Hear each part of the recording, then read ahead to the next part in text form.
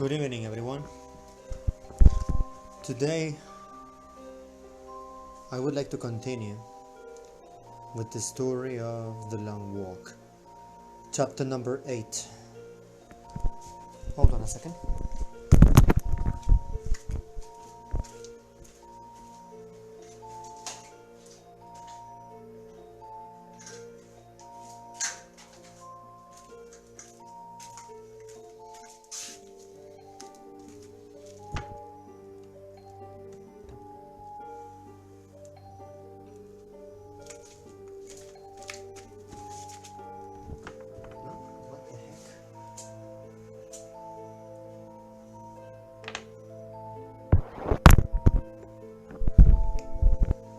Chapter number 8 of the book, written by Richard Bachman, who happens to be Stephen King's pen name during the decade of the 70s. The name of the book is The Long Walk by Stephen King, written under the pseudonym of Richard Bachman. Chapter number 8. Alright. Chapter number 8. Children's rhyme that goes like this. 3, 6, 9, the goose drank wine, the monkey chewed tobacco on the streetcar line, the line broke, the monkey got choked, and they all went to heaven in a little rowboat. I must admit, that one is rather interesting. Let's go with it. Ray Garrity. Hold on. Better.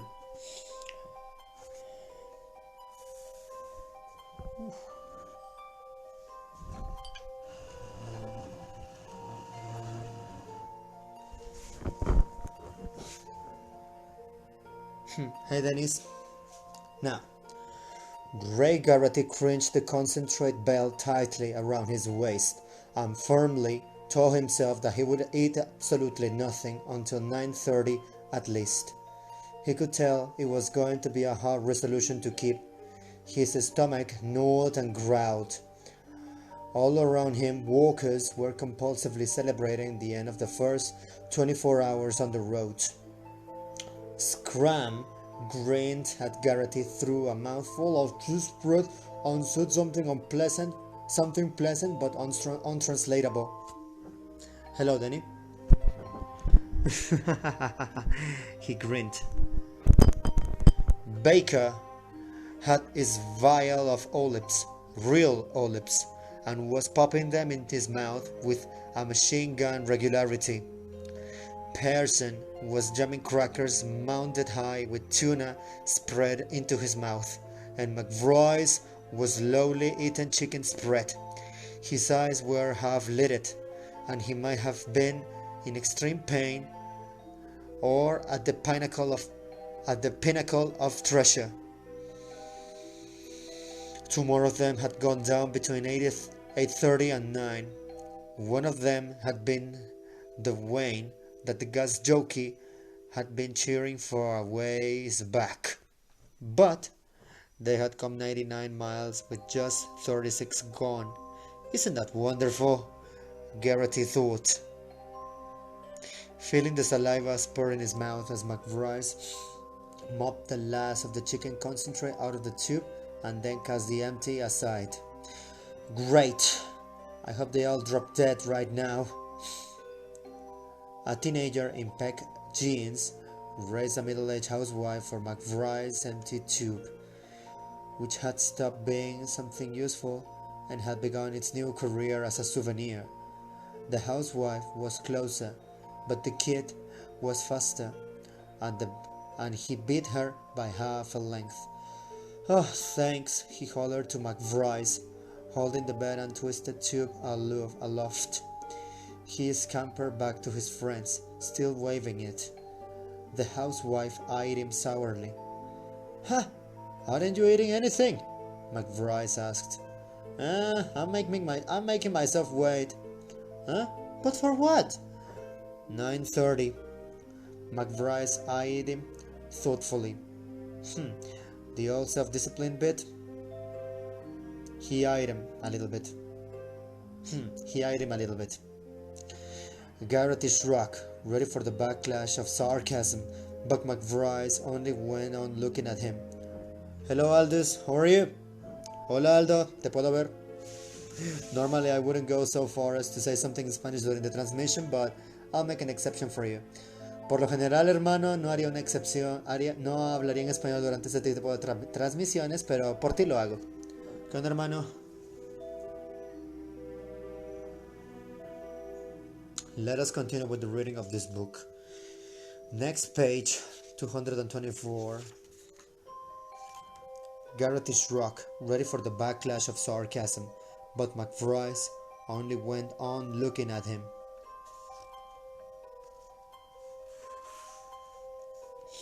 You know something? McBride said finally. What? If I had $1, just $1, mind you. I think I put it on you, Garrity. I think you've got a chance to win this thing. I think you've got a chance to win this goddamn thing. Garrity laughed self-consciously. Putting the whammy on me? Huh? The what? McBride replied. The whammy. Like telling a pitcher he's got a no-hitter going. Maybe I am. McBride said. He put his hands out of him and he put his hands out in front of him. They were shaking very slightly. McBride frowned at them in a distracted sort of concentration. It was a half-lunatic sort of gaze. I hope Barkovich buys out soon, he said. Pete! What? If you had it to do all over again, if you knew you could get this far and still be walking, would you do it? McBride put his hands down and stared at Garrity. Are you kidding me? You must be. Huh? Are you kidding me? You must be.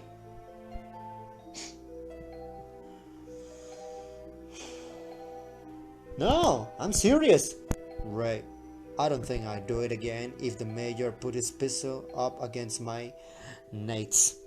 This is the next thing to suicide, except that a regular suicide is quicker. True, Olson said.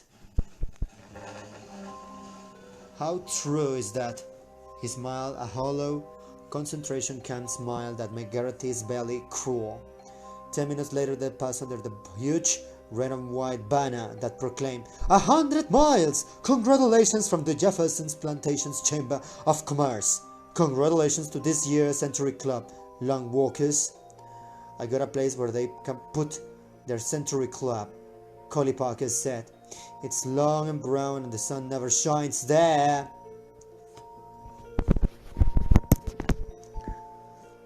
I'm not very good at sarcasm, but I'm pretty sure he means his butt! His anus! Now. Oops, I breathed too much. Suddenly, the spotty hands of second growth pine and spruce had bordered the road and scruffy patches were gone.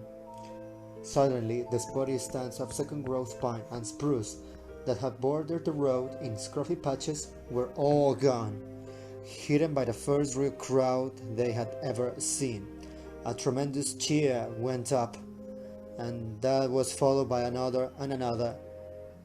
It was like surf hammering on rocks. Flashbulbs popped and dazzled.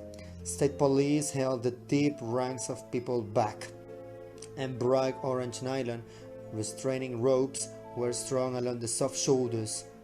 A policeman struggled with a screaming little boy. The boy had a dirty face and a snotty nose. He was waving a toy glider in one hand and an autograph book in the other. "Jeez!" Barker yelled. "Jeez, look at him! Just look at him!" Oof, Collie Parker was waving and smiling.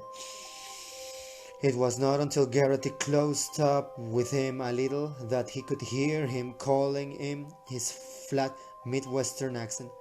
"Glad to see ya. You got a bunch of fools." A grin and a wave. How are ya? How are ya, Mother McCree? You goddamn back. Your face on my ass. What a match. How are ya? How are ya? Huh? How are ya? Garrett clapped his hands over his mouth and jiggled hysterically. A man in the first rank, waving a sloppily lettered sign with Scrum's name on it, had popped his fly. A rowback, a fat woman in a ridiculous yellow sunsuit, was being ground between three college students who were drinking beer.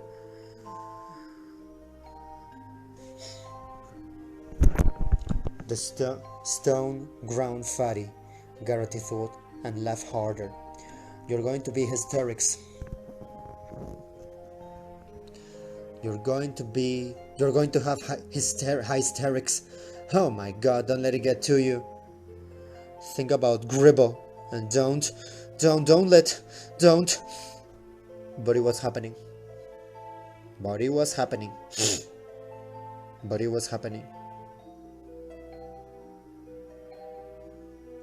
The laughter came roaring out of him until his stomach was knotted and crumpled, and he was walking bent-legged, and somebody was hollering at him, screaming at him over the road of the crowd. It was McBryce. Ray! What is it? You're all right? They're funny, you know. He was nearly weeping with laughter now. Pete, they're so funny. They're just so funny. A hard-faced little girl in a dirty sundress sat on the ground, pouty mouth and frowning. She made a terrible face as they passed. Garrity nearly collapsed with laughter and drew a warning. It was strange, you know. In spite of all the noise, he could still hear the warnings clearly. I could die, he thought. I could just die laughing. Wouldn't that be a scream? He thought. Collie was still smiling gaily and waving and cursing spectators and newsmen roundly. And that seemed funniest of all. Garrity fell to his knees and was warned again. He continued to laugh in short, barking spurts, which were all his laboring lungs could allow. He continued to laugh in short, banking spurts, which were all his laboring lungs could allow. Oh, he's gonna puke! Somebody cried in ecstasy of delight.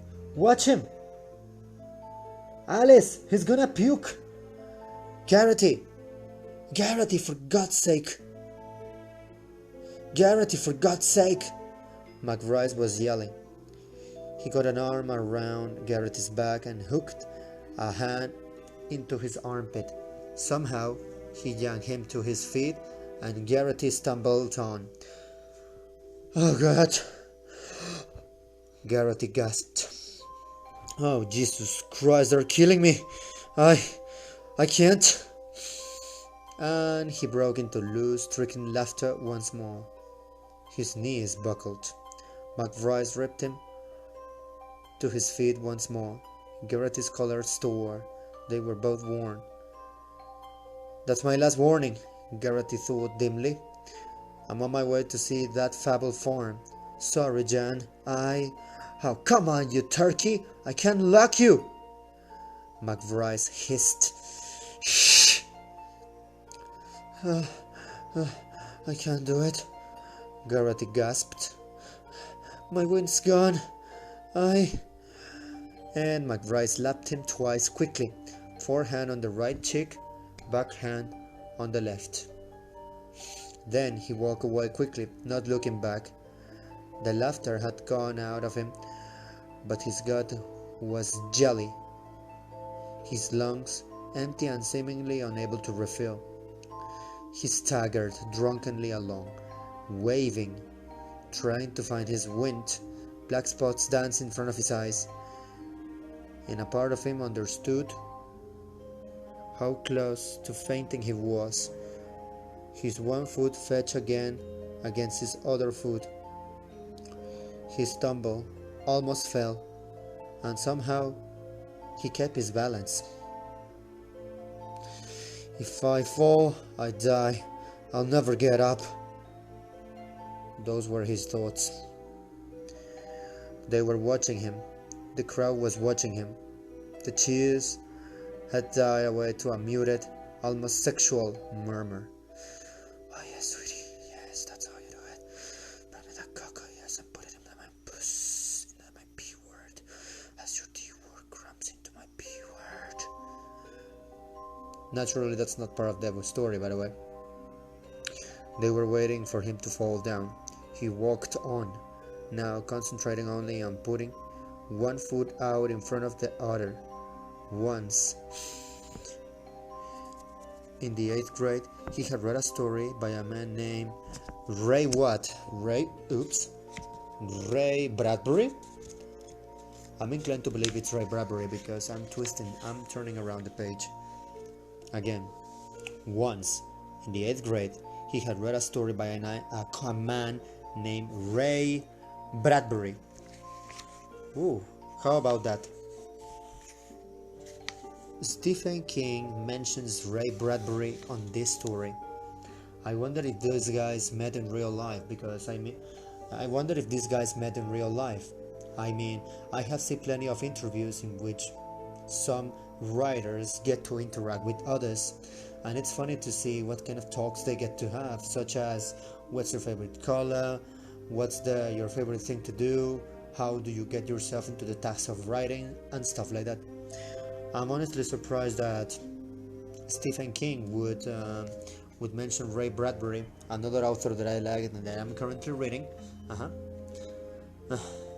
I'm surprised that Stephen King would mention this author that I like and as of this moment I'm currently reading, because, well, it means that they pay some kind of respect among each other. Let us continue with a few more paragraphs before I finish this transmission. Let's see. And this story was about the crowds that gather at the scenes of fatal accidents, and how these crowds always have the same faces, and about how they seem to know whether the wounded will live or die. I'm going to live a little longer, Garrity told them. I'm going to live a little longer. He made his feet rise and fall to the steady cadence in his head. He blotted everything else out, even Jan. He was not aware of the heat, or of Collie Parker, and of Freaky D'Alessio.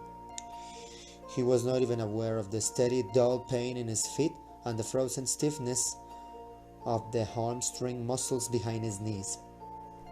The thought pounds in his mind like a big kettle drum, like a heartbeat, like live a little longer, live a little longer, live a little longer, live a little longer, live a little longer, live a little longer, live a little longer, until the words themselves became meaningless and signified nothing.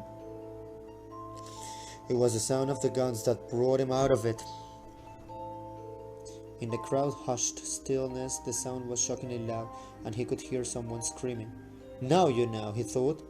You live long enough to hear the sound of guns, long enough to hear yourself screaming.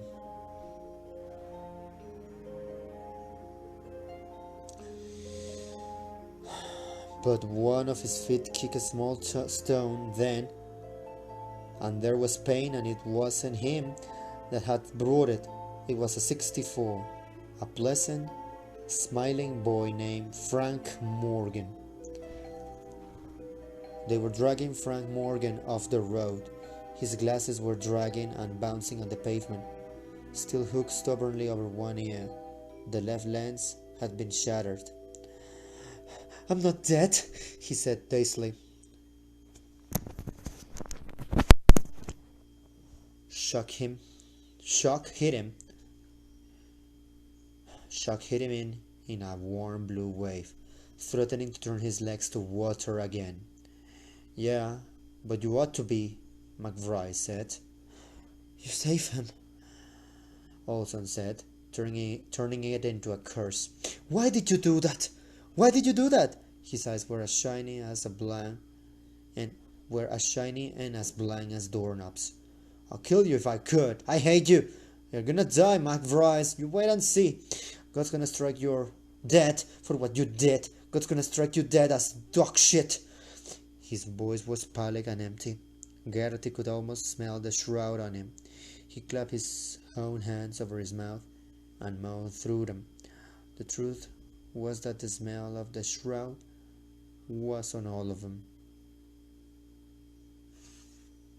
And with that, we finish this transmission until this point. Later I will read more chapters of this particular book.